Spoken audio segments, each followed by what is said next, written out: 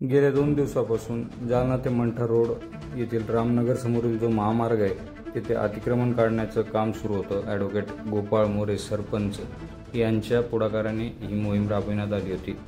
आता या महामार्गाने मोकळा श्वास घेतलाय। पाहूयात सरपंच काय म्हणतात।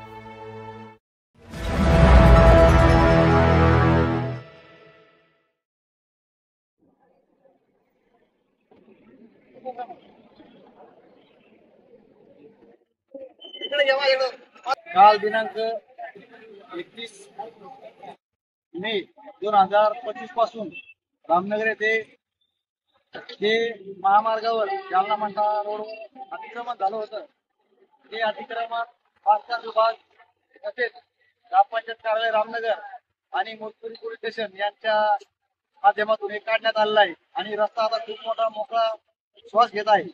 तरी सर्व व्यापाऱ्यांनी सहकार्य केल्याबद्दल सर्व व्यापाऱ्यांचे आम्ही या तिन्ही विभागातर्फे सगळ्याचे आभार मानतो व या कामाला सहकार्य केल्याबद्दल त्यांचे धन्यवाद व्यक्त करतो।